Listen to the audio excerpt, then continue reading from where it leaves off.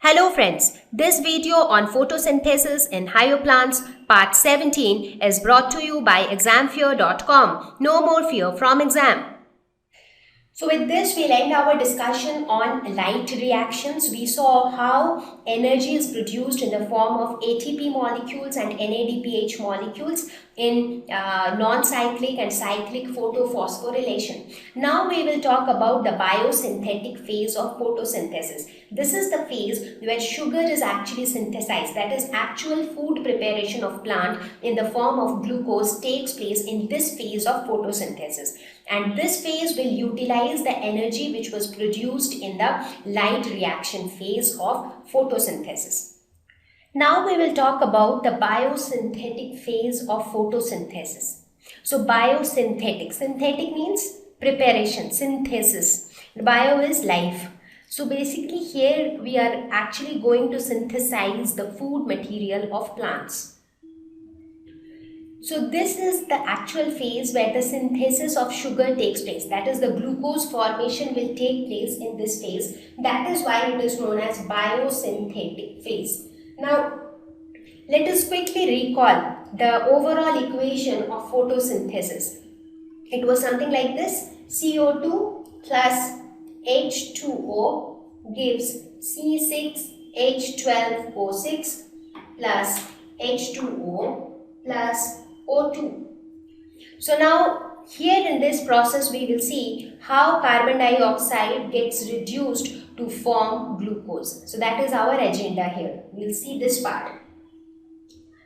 Now this reaction depends on the products of light reaction. Now in order for this reduction to take place, so carbon dioxide basically gets reduced to form glucose, and for this reduction to take place it needs a lot of energy, and that energy comes from the ATP and the NADPH molecules which were produced in the light reaction. So they are dependent on the products of light reaction. This phase of photosynthesis is often known as dark reaction. Now these are known as dark reactions does not mean that they take place in dark. There is nothing like that. They are known as dark reaction only because they are not directly dependent on light. I mean, presence of sunlight does not impact them directly, but presence of sunlight is mandatory for the light reaction to take place, and the products of light reaction are mandatory for dark reaction. So they are indirectly dependent on light, and that is why the name dark reaction is like a misnomer, because even though not directly but indirectly they are dependent on light.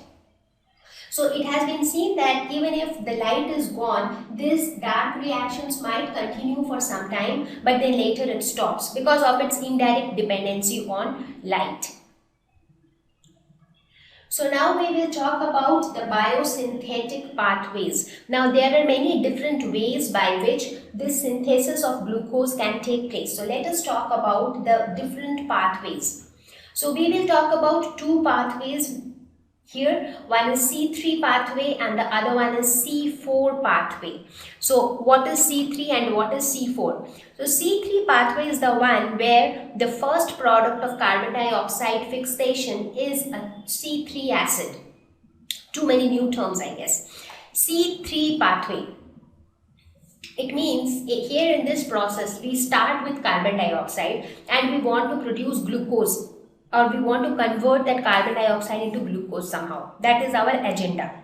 So the first product, now it is again a multi-step process. There are many steps involved. There are many intermediate products which are formed. So the first stable product which is formed as a result of carbon dioxide fixation. Carbon dioxide fixation means you have some starting material or a reactant. Carbon dioxide from atmosphere gets fixed or it gets added to that particular material, and then it forms a first stable product. So that first stable product of carbon dioxide fixation is a C3 acid, that is a 3-carbon organic acid.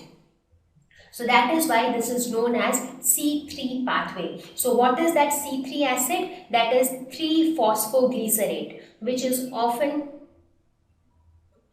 abbreviated as 3-PGA, that is phosphoglycerate or phosphoglyceric acid, whatever you call it. So this is the first stable product of C3 pathway. This pathway is also known as Calvin cycle after the name of the scientist Calvin, who did a lot of research on this pathway. So Calvin was the first person who gave the complete pathway of how glucose is synthesized in a plant. So that is about the process of C3 pathway.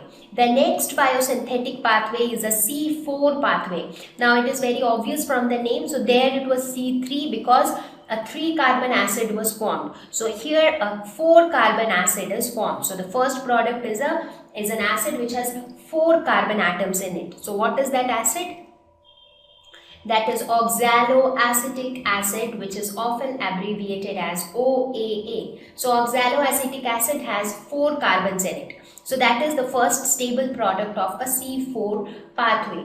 This pathway is also known as Hatch and Slack pathway after the name of this pair of scientists called Hatch and Slack, who demonstrated it for the first time.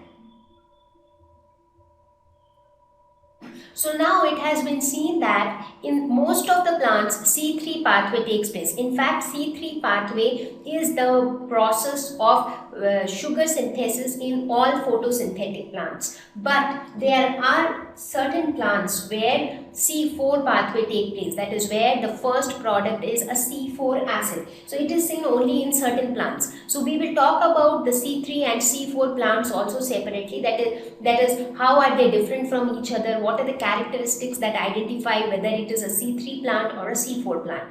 So right now we will first talk about the C3 pathway, that is the Calvin cycle. Thank you.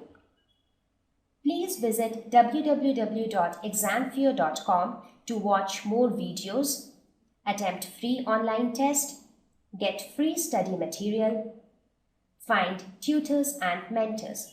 Thank you once again.